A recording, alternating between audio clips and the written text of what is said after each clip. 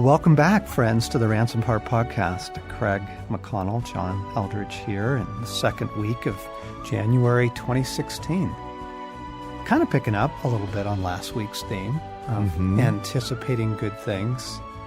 We want to pull the curtains back and let you into the world of Ransomed Heart a little bit and what's going on here and the good things that are coming this year.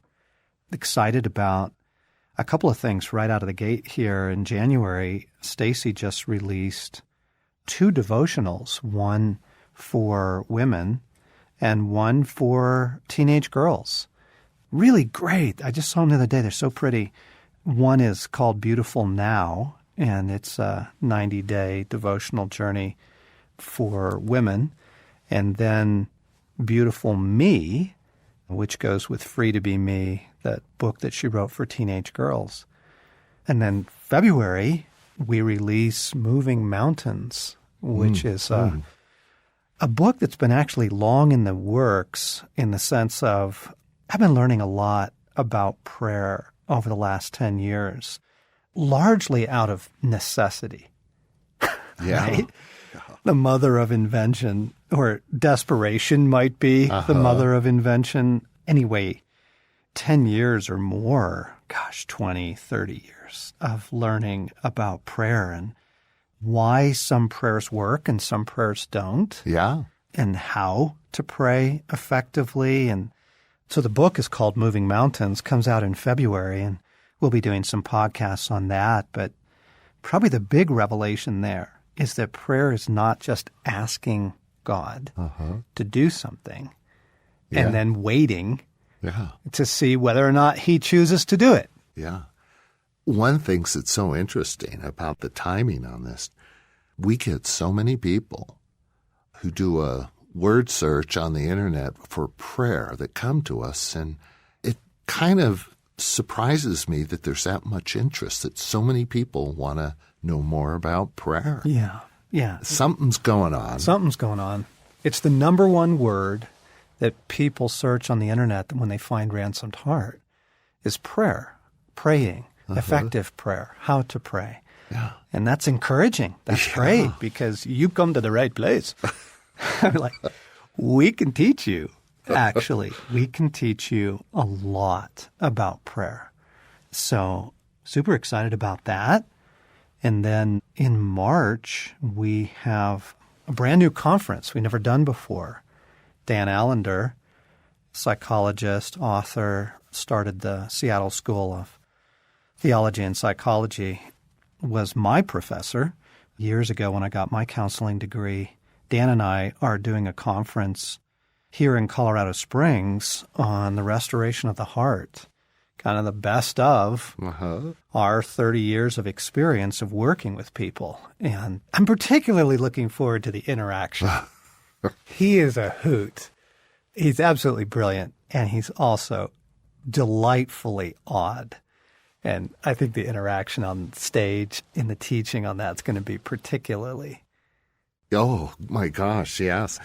Dan, for those who don't know him, I mean, he's so accessible, understandable, and, you know, he's joined by another knucklehead, John, and both of these men are 2 of the primary influences in my life, and I am so looking forward to it. I think God's going to come, and we're going to laugh, we're going to worship, we're going to just be stunned by insights. I'm looking forward to that. Yeah, and just to be clear, this is not just for men. This is a conference for women and men, singles, married, all ages, and not just for counselors. We're designing it to be for everyone, those who are looking for more restoration and those who are bringing restoration to others. So it's an exciting first part of the year. And how do people get into that? On the website? Yeah, you can come on our website, or restorationconference.com is the conference website for registration. You can access it that way as well. Yeah. John, we've got to share some details about a story worth living, the film. I've seen outtakes and some of the initial production of it and blown away by the filming. I mean, you could just watch the movie for the shots of the mountains and you guys. Yeah. And it was so much fun watching you guys get together and get all your equipment together and kind of act like you knew what you were doing. This is a beautiful story. If you've been tracking with us a little bit, you might recall Killing Lions, which is a book my son Sam and I wrote together for young men in their 20s, kind of coming into the college years and then into their 20s. And we did a series of films with that, which were frankly great. They were 17 short films. And part of our heart is to reach a new generation, to reach out to millennial men and women and share the riches of our experience of life in the kingdom and life with God and love, relationship, career. Yeah. How do you sort out all those things as a young adult? And we wanted to make a second set of films. So last August, we set out on a motorcycle trip through Colorado on an adventure to talk about, this time the subject matter is not just for young men, but it's for everyone, and it's understanding your story. How do you understand your story? Your story with love, your story with loss, your story with shame, story with mission and calling. So that was kind of the context of it, and it was a 10-day project, and it was absolutely epic. Anyhow, we got back from the trip in August, and instead of simply sitting down to make those 12 short films, we really felt God saying, this is a full-length film. And it was like, what? Totally. What? Wait. And lots of listening prayer, lots of confirmation before we went, okay. And I was kind of wondering, call the director, talk to him. Eric says, you know what? It would have been really good to have this brainchild before we filmed. Yeah. And I said, I think that it was the kindness of God. Sometimes you don't want to know what's coming. You just don't want to know. I think it would have overwhelmed us. I think we would have really gone over the top because it's staggering. The footage is absolutely breathtaking and the story is incredible. And you do have this dramatic story of life and death and how to understand that and understand your story. So anyway, here's the cool thing, gang, is we are releasing this in kind of a nationwide premiere in May. It'll be a one-night only thing in theaters, and more from us on that coming, but this is an opportunity to bring friends and family, some of your comrades from church, into a really incredible experience on understanding story and understanding your story, but also for maybe people in your world that have been interested a little bit in the Ransomed Heart deal, but maybe not friendly to go to church with you just yet. This will be an incredible context for that. Yeah. The photography is like National Geographic quality. Yeah, it is. And 6 riders look pretty hot in all their motorcycle gear. So it's me, Dan Allender, our friend. It's my 3 sons, Sam, Blaine, and Luke, and it's John Dale on our team. And you're the one with the helmet with the mohawk, right? Yeah, I'm the one that has the chicken head on his helmet. That's going to be great, John. But, it's a great example of following the wild goose. Yeah. If you're open, God will lead. And he will take you into things that you just never thought you'd be involved in. And faith, yeah, but such joy. And it is beautiful. I remember Malcolm Muggeridge was making a film with Mother Teresa, and she turned and said to him, let's make something beautiful for God. And I quoted that to the cast and to the crew as we started out on this project. Let's make something beautiful. And we did. It's extraordinarily beautiful visually. And then we have the Ransomed Heart events coming just even in this spring. We've got a Captivating in April and a boot camp in May. We have an intensive in May, which is a more intimate event that we do for men, basically in the age range of the 30s, kind of 25 to 45, but sort of in that niche of young career, young marriage, young kids. And it's application-only experience, but we also have the audio set and the video as well called Become Good Soil so that everyone can enjoy the content on that. I'm looking at this going, holy cow, it is a really full spring. We're not even describing our entire year. Yeah. Maybe we shouldn't have done this. I need that perspective from last week. Yeah. I need sobriety and the anticipation of good things. Yeah. And we have some new products coming out. If you've been tracking with podcasts 2 years ago on interpretation, what are the categories you use to interpret events, emotions, your life? How do you interpret things? And so we've got a incredible series coming out this spring on interpretation. Yeah. You are interpreting the world you live in. Do you know what that interpretation is based on or centered on? And, to take a really good look at how you view the world and relationships and all that's unfolding is just vital to living this Christian life. Oh, it's embarrassing how much I just simply interpret things and assume that my interpretation is accurate. Yeah. Until Stacy or you or, someone comes along and says, actually, that's not what's happening. Yeah. That's not what she meant. Yeah. That's actually spiritual. That's you. That, just the reframing of our interpretation of things is so helpful. Yeah. Yeah. Another really cool thing is available right now is a Wild at Heart 10-pack for $25. You get 10 copies of Wild at Heart for $25, which is just scandalous. But we have this vision to reach 1 million men with that book. And we know so many of you carry around copies and hand them out to the guy in the cubicle next to you, the gentleman you meet on the airplane, the guy that comes to fix your drains. And so many men have come to Christ through this message, through the doorway of Wild at Heart. It's just God's in it. His Spirit's on it and uses it big time.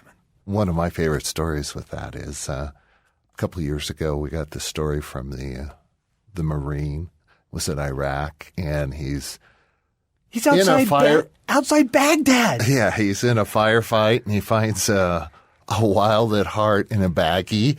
Laying in the sand. He laying in the sand. And it's like, how'd that get there? Read it, changed his life. Yeah. Yeah. Took it back to his platoon and his, commander and his company. And he's like, whose is this? I found it. And no one's like, no, I don't know where that came from. And he reads it, changes his life. Yeah. Yeah. Beautiful story. Back to Story and back to A Story Worth Living is the name of the film that's coming out. So we're doing this full-length documentary, very, very powerful. And then we're releasing 12 short films to follow on understanding your story. And part of that was born out of our passion to reach a new generation, to reach young men and women in their 20s.